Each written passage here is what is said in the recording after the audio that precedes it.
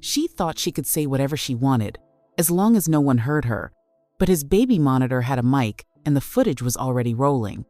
She sounded so kind when he was around, always smiling, always calling his daughter sweetheart, always acting like she had things under control. But something about her tone never sat right with Marcus. And lately Lila, his 4-year-old daughter, had started withdrawing in ways that didn't make sense. She wouldn't make eye contact. She stopped babbling the way she used to. And she flinched, sometimes even when he was just reaching for a toy. At first, he told himself he was being paranoid. Adjusting to a nanny was new for both of them. And Lila was autistic. She processed the world differently. Maybe it was just a phase. But then came the night that changed everything. Marcus was up late working on a project when he heard something weird coming from the baby monitor. It wasn't Lila's usual sleep sounds. It was a voice, sharp, mocking, whispering in a tone that made his skin crawl. He turned to the screen. The nanny was leaning over Lila's bed, talking under her breath like it was some kind of joke. "What's wrong with you, huh? Cat got your tongue? Oh, right. You don't talk like a normal kid." Marcus froze. She didn't know the mic was two-way. She didn't know the baby monitor had a recording function. And she definitely didn't know Marcus was sitting just 10 feet away, hearing every word she thought no one else could hear. He watched as she rolled her eyes and tucked the blanket too tight around Lila's body, like she was restraining her instead of comforting her. And then she said something that made his stomach turn. "Bet your daddy's just as slow as you are." The air in the room shifted. Marcus didn't move, didn't breathe. All he could do was stare at the screen, gripping the monitor like it was a grenade about to go off. Because this wasn't just a misunderstanding. This was deliberate. This was cruel. And he'd finally caught it. Not in rumors, not in suspicions, in proof. Cold, recorded, undeniable proof. Marcus had done everything by the book. After his wife passed, he juggled work, grief, and raising Lila on his own. But once her autism diagnosis came in, things got harder. Not emotionally, he loved her endlessly. But logistically, Lila needed consistency, therapy, patience, and Marcus needed help. So after months of searching, he hired a nanny named Erica. She came recommended, had experience with kids on the spectrum, and even used words like gentle parenting and developmental delay awareness in the interview. At first, Marcus thought he'd found a godsend. She was punctual, polite, and overly friendly, the kind of person who smiled too hard. But by the end of the first week, red flags started popping up. Tiny things. Lila's favorite toys were suddenly hidden away. The weighted blanket she used to soothe herself was always folded neatly in the closet, like it hadn't been touched. Erica would report that Lila just laid there all day. But when Marcus checked the baby monitor's memory, the footage showed his daughter alone for long stretches, with Erica scrolling on her phone in the background. Then came the lies, subtle ones. Erica claimed Lila had a great day, but the footage showed her crying in the corner for 15 minutes, while Erica ignored her. When Marcus brought it up, Erica deflected, "She's just adjusting," or "That's typical with her kind of condition." That phrase stuck with him. Her kind, like Lila was defective, like she was a burden. Marcus knew all too well what that coded language meant. He'd heard it aimed at him his whole life. And he hated the idea that Lila, at just 4 years old, was already being talked about like that, especially by someone he trusted to protect her. But still, he didn't want to jump to conclusions. Maybe he was overreacting. Maybe Erica was just overwhelmed. He just didn't have the full picture yet. But something deep down told him he needed to watch closer, much closer. It started with Lila refusing to eat. Food she used to love, applesauce, oatmeal, anything soft and warm, suddenly made her gag. Then she stopped making her happy noises, the little hums and squeals that Marcus lived for. She didn't run to the door when he came home. She didn't even look up when he said her name. It was like someone had pressed mute on her entire world. At first, Marcus blamed himself. Maybe he'd been working too much. Maybe she was just going through a developmental dip.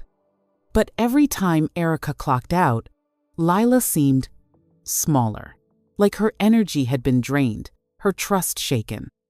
And when Marcus hugged her, she'd flinch, just for a second, before leaning in.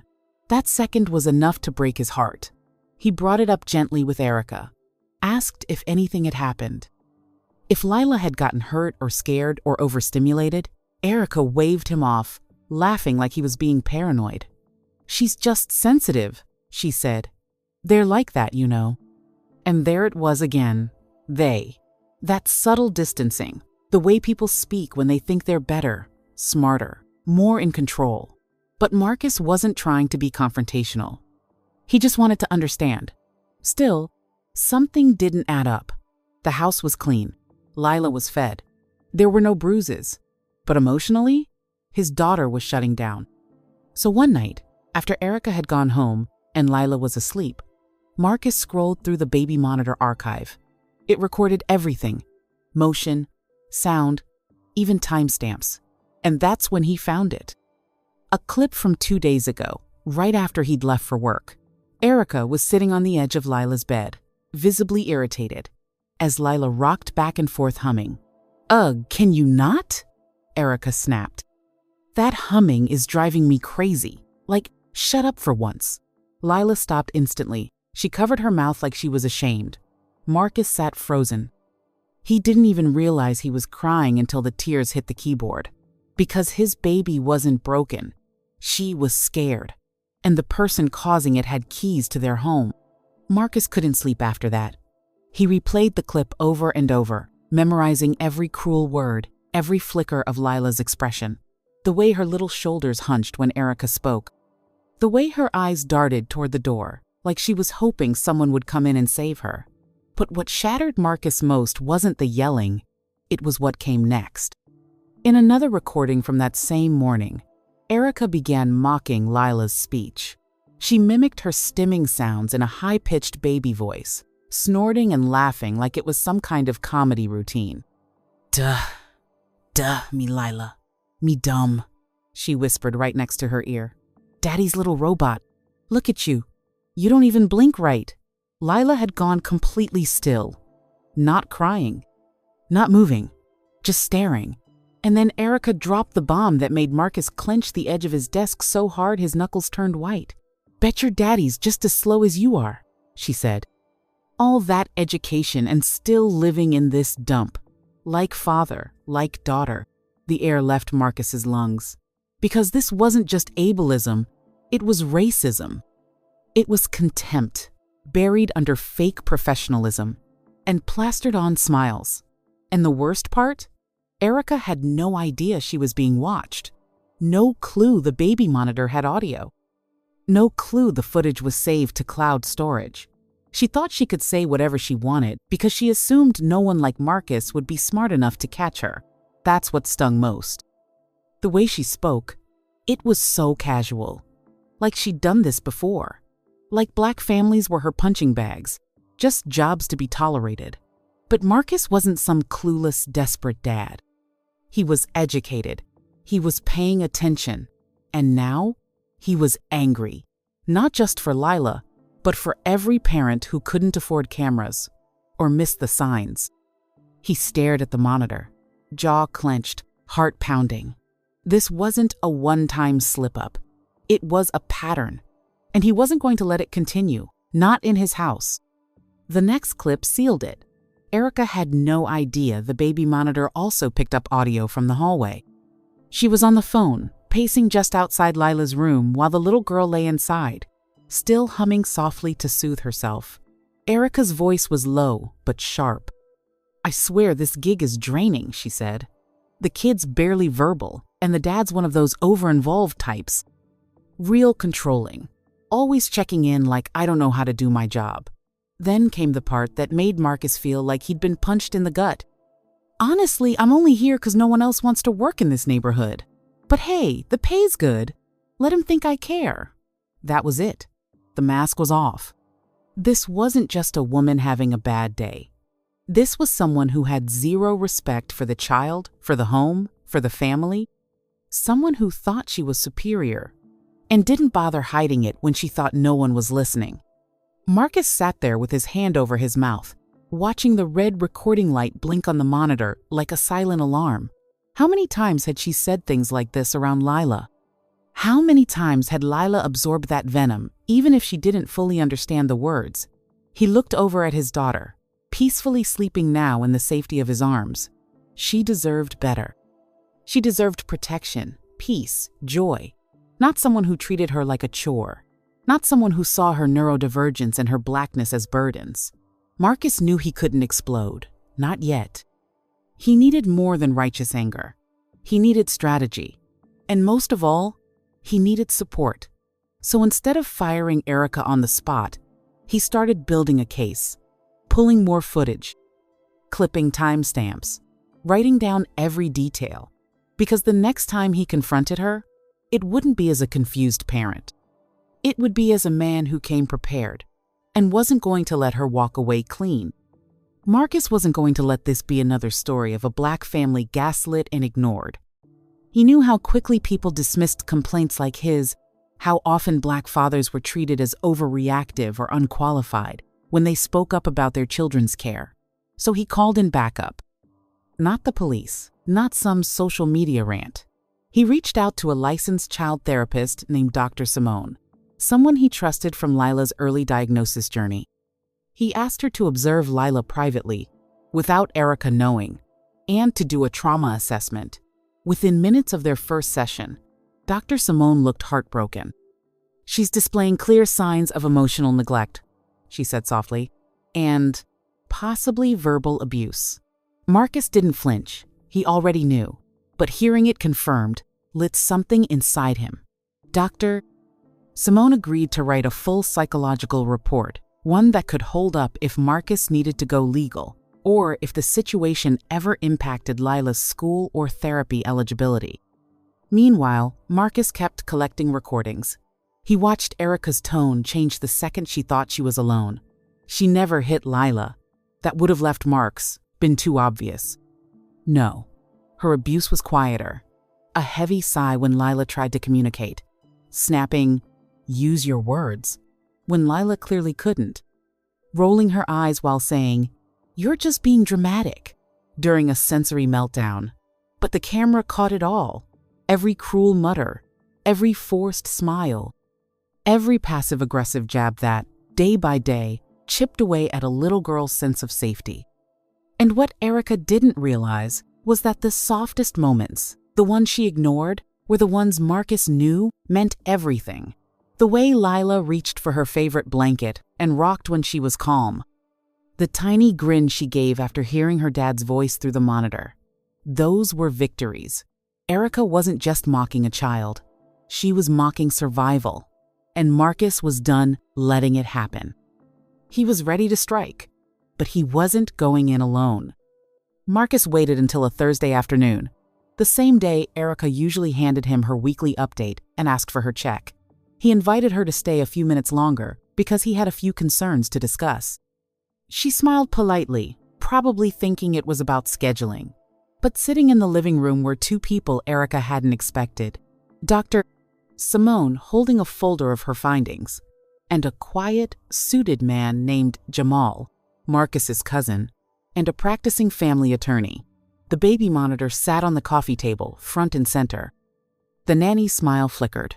"What's going on?" she asked, her voice a little higher than usual. Marcus didn't raise his voice. He simply pressed play. The living room filled with the sound of Erica's own voice.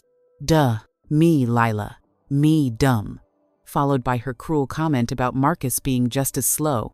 Erica's face drained of color. "Wait, that's out of context," she stammered.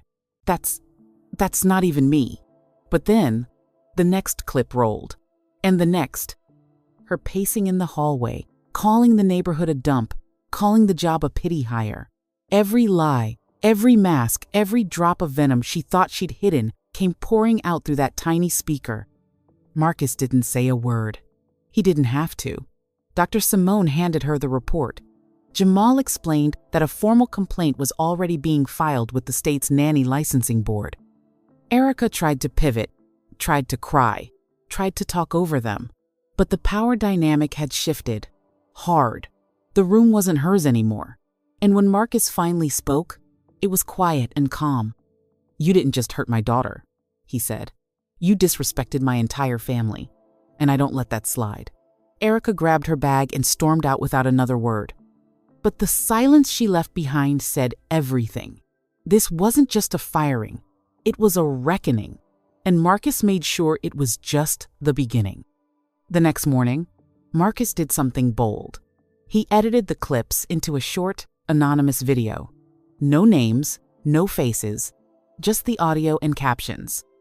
He uploaded it to a private parenting forum for Black fathers, writing, "This is what my daughter's nanny said when she thought no one was listening." The post exploded overnight, dozens of comments. Then, hundreds.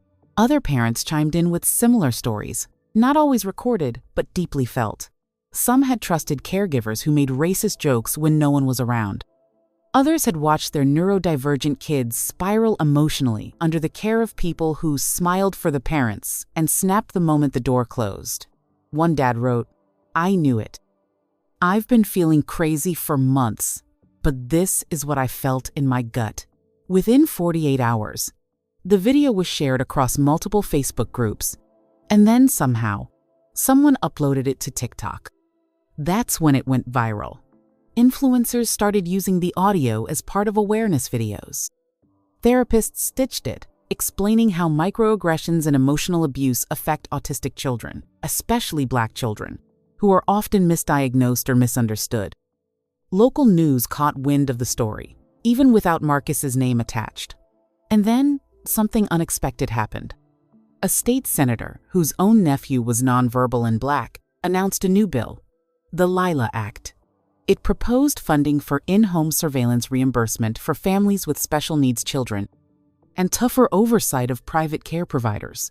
Marcus hadn't asked for any of that, but it was happening fast. Erica's license was suspended pending investigation. The nanny agency that referred her quietly removed her from their site. And Marcus? He just kept watching Lila. She was humming again, rocking back and forth while hugging her stuffed frog. The house felt light again, safe. Her voice, once mocked, was now changing lives. And Marcus knew, deep in his bones, this wasn't just justice for his daughter.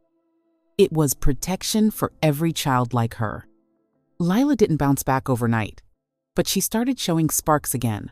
Little by little, her laughter returned. She began reaching out more during therapy, making direct eye contact when Marcus played her favorite music. The way she gently touched the baby monitor on her dresser, like she somehow knew it had protected her, made Marcus tear up every time. He signed her up for a community art program designed for neurodivergent kids, and in her first session, she painted a picture of their living room, with a big red heart over the couch where they always cuddled. Dr. Simone saw the progress too. "She's healing," she said. "It's slow, but it's real." Marcus kept everything quiet for Lila's sake, but the internet didn't forget. The anonymous video had sparked something bigger. An advocacy group for disabled children reached out and asked if Marcus would allow Lila's story to be part of a nationwide campaign. He agreed, under one condition. They had to include Lila's real voice. Not her name, not her face. Just a simple clip of her repeating a line she'd started saying at bedtime. "I safe now," she would whisper as she curled into Marcus's chest. That line became the campaign's centerpiece. A movement was born. "I safe now" signs started showing up in schools, daycare centers, and even pediatrician offices. A quiet signal that kids like Lila were finally being seen and heard. And Marcus? He was invited to speak on a parenting panel. He didn't say much, just played a clip of Lila humming. "This is what healing sounds like," he said. The audience cried. What Erica tried to silence had become a national voice. Not polished, not loud, but powerful. And now, when Marcus tucked Lila in, he always said the same thing before turning off the light. "You are safe, you are strong, and no one gets to take your shine." And Lila? She smiled because she believed it. Have you ever caught someone saying something when they thought you weren't listening? Tell us in the comments.